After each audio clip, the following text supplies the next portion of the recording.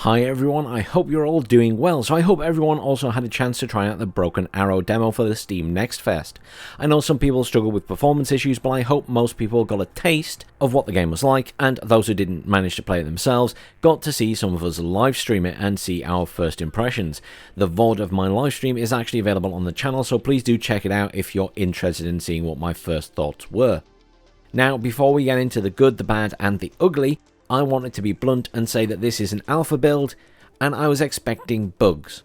So while I will mention bugs because it's relevant to the experience of the demo, and I expect many of these to be fixed as development continues, and that's the reason I'm mentioning them, to point them out. But we will include these, but not to say that the game is going to be bad because of them, as these will be expected to be fixed, adjusted, and repaired as development continues. So the last thing to mention before we get into it is that the footage in the background is just B-roll of me playing the game and has no relevance to the ongoing chatter. I would have picked out specific little bits, but it will simply take too long and we'll be here all week. So, right, let's get on to the good first. So the overall gameplay was a lot of fun. I had to do some adapting to my style, as having played one own wargame for so long, it was a little bit different, and as I progressed I managed to get further and further in the mission once I'd sort of adapted my playstyle. Now, one of the things that stood out for me when I was playing were the range of missiles, tanks, and anti-air. They felt reasonably realistic based on the scale, and the zoom levels for the scale felt really good in the game. The map felt big, even though a lot of it was water, and it had lots of buildings spread over a much larger area than we actually got to play for the mission. It also had plenty of detail within those areas. Graphically, I thought it ranged from good to exceptional. Unit models with moving parts, the animations were all stunning, and I think even better than I expected. The animations for infantry were also really solid, and a lot of effort has clearly gone into these aspects. Another thing I noted about graphics were the explosions have significantly improved from earlier footage, and nothing felt overtly out of place or an eyesore. Clearly some of the stuff has been toned down to help performance. I think grass was mentioned being removed. Hopefully more optimization is coming though. Ground units felt solid overall, with some bugs in the weapon firing aside. From autocannons to automatic grenade launchers and even the machine guns, everything had a use and nothing felt overly weak. Infantry were a mainstay of the battle as ever in these games. Out in the open, rightly they could be mowed down by rifle and machine gun fire. The option to have them sprint and carry smoke was a bit micromanagey, but was welcome as it did allow them to often reach a building and the safety that offered. And indeed, once infantry were in the building, they were a devastating tool. Dedicated anti-tank dragon teams were very effective, and with a little effort on my part I was able to get some really good results with them. I certainly felt it was a little bit more involved than in Warner, for example, where I tend to just sit them in a building or in a forest and never touch them again. Now, don't get me wrong, there are aspects to just leaving them in a building that I like. It's less micromanagey. But at the same time, I was equally enjoying the fact that I felt more involved with the dragon teams, and the same with the small troops actually on this occasion. I felt a little bit more involved with the infantry, which wasn't a bad thing. Now, moving on from ground units, the movement of helicopters was more realistic than in many games, and although the devs are not going for pure realism with the game, it was nice to see that. They're a devastating tool, but extremely susceptible to dedicated anti-air fire, which is exactly how helicopters should be. And I can't wait to see how the longbow plays with his fire and forget missiles when the time comes. Air unit play was a little bit limited in the demo. Honestly, I failed to call out the bombers enough, and that was on me. Anti-air was effective enough to make short work of the jets that I did bring in, so there is a risk involved in bringing them in anyway. Now, the actual air-to-air combat part of the mission where the FA-18s come in was really well done. I like the movement of the jets, I like the engagement ranges, I like the missile engagement, I like the gun engagement. It did lead to some very satisfying combat to watch. However, admittedly, I did fail to make use of the change altitude button a lot, which goes back to how much micromanagement the game may need for all of this to work effectively.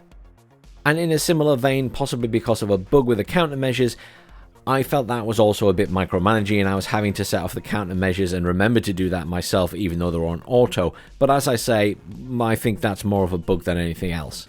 But overall, there's a lot that was good about the game. For me to be able to sit there and say overall the gameplay was solid, that's a really good start. Okay, right, let's move on to the bad. So it's an alpha and the game was buggy, so this is more to point out things that need to be addressed, and I won't cover all the bugs, but I will touch on the ones that impacted me the most during my playthroughs of the mission and that bothered me the most.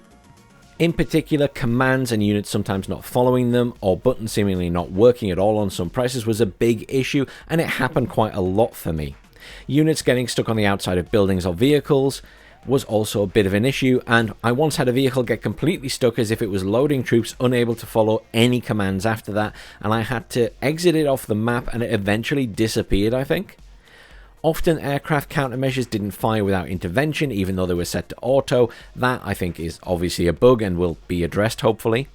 Units often got hidden behind other units by default, so if you unloaded troops they got stuck behind the vehicle and it was a nightmare to try and click on them and select them individually. You ended up clicking the vehicle, having to move the vehicle, then click the infantry you wanted. And I didn't really see a setting for showing the icons differently. Perhaps I missed it, but it would be nice if there's an option so that they sort of aggregate and sit next to each other rather than on top of each other, and that will just make life so much easier. One of the bugs I encountered, which I think will be reproducible, was that in the second part of the mission, once the amphibious transports or the hovercraft had dropped off units, when I tried to call in my dragon teams, I accidentally called them in an amphibious transport rather than a chopper or the Osprey, and as a result, they just kind of vanished into oblivion, never to be seen again. So again, that's something that needs addressing, and I assume it will be. But really, they should have just come in the amphibious transport from the same place off in the sea that everything else was coming from. So I don't really know what happened there. The armory or arsenal fell over itself a few times while I was making videos in it, and not correctly showing unit cards, or not showing them at all, or showing a different unit entirely. It was quite buggy at times, and it didn't seem to totally relate to whether I was zoomed in on the unit or not. Obviously, again, it's just a bug and it wasn't game breaking, but it needs to be addressed. Let me know what you guys think about the demo. What was good about it? What was bad about it? What did you enjoy? What did you not enjoy? Were you enjoying the same sort of aspects as I was, or did you enjoy something completely different about it? Are you micromanaging mad and really enjoyed that side of it? Let me know down below. Finally, we're going to move on to what I would consider the ugly, and this isn't necessarily that, you know, this is the worst aspect ever of the game and it's going to totally fail because of it. No. This is going to be a list of things that were big issues for me that I think need to be addressed and are perhaps missing features that need to be put in. So, we need a clear line of sight tool which shows unit line of sight and their weapon ranges. It was really unclear at a quick glance the maximum ranges of some units. I found in particular mortars were a bit of an issue. There was little change in the targeting reticule, and at a glance I wasn't really noticing when stuff was out of range. Really, there needs to be a really obvious change that when I'm controlling multiple units quickly, I can see that it's not going to fire within the normal range. The other issue was that they didn't sort of move up to the target to be within range. They just kind of ignored the order, which was a bit weird. And if nothing else, it's even more important for recon. I really struggle to understand recon ranges in the game whatsoever. And without a clear indicator of that, how can you spot anti-air to kill it before calling in your jets or choppers? Recon, more than any other unit, needs a really clear line of sight tool. They really need to add it so that you can see its viewable range. Otherwise, recon is to some extent pointless. A player needs to be able to understand how far their recon is actually seeing. That is not an option. They have to know. And within that, also, does building elevation make a difference to this? Is sitting them in a tower block better than sitting them in a little bungalow? That also needs to be addressed. One thing that was almost game-breaking for me at times was the fact that when you popped smoke, your units continued with their previous order. So, for example, if it was rolling forward into enemy fire and I popped the smoke, it continued then immediately rolling forward anyway, and thus died regardless. What needs to happen for me is if you pop that smoke, all other orders need to be cancelled immediately. There needs to be that setting in there, otherwise you're having to pop smoke, cancel the order, change the order, do something else all at the same moment because the smoke pops almost instantaneously and you don't have a lot of reaction time. That's where micromanagement is going too far and it becomes game breaking for the majority of players. It is simply too much. And while in single player, yes, it's not the end of the world, in multiplayer, it's going to make the difference between winning and losing games, whether you can handle 6 different micromanagement choices on a unit in the space of 1.5 seconds. And that really needs to be addressed. There is a point where the micromanagement is too much. So for me, if you hit smoke, all other orders need to be cancelled so the unit can sit in the smoke, and then you can issue a follow-up order. And I think, to be honest, maybe that leads in nicely to my final point here, which would be micromanagement needs to go in this section because it needs to be monitored closely. It wasn't horrendous, except for a couple of instances like the smoke, but really there's going to be a fine line between fun micromanagement and what's going to make it really difficult for people to play. You're trying to make a game accessible to a wider audience. It's not too realistic. It's supposed to be fun. If you make it super micromanagey, it's actually going to struggle in the multiplayer side rather than the single player, because in multiplayer, a few players are going to dominate completely because they have the capability to micromanage that well. And that might be fine for tournaments, but in general multiplayer games, people aren't going to enjoy if they are just getting dominated by a select few and are simply unable to keep up with them in any way, shape or form. So there needs to be a balance there, and I'm hoping that'll get tightened up before release and hopefully in the next demo or beta we get to try. So what would be my actual closing thoughts having gone through all of that? Well, I really enjoyed the demo. Many aspects fit really well, and I enjoyed overall how the units moved and engaged. It felt really fun. The level of micro needed in some situations has me worried, and this needs to be tightened up considering the number of units you're going to be controlling over the entire map, especially where multiplayer is concerned. They need to find a good balance. Bugs are bugs, and I expected plenty, and I've pointed them out here purely for a reference as to what needs looking at, rather than to suggest the game is bad. The optimization clearly needs some work, and it will be interesting to see what they can do with this going forward.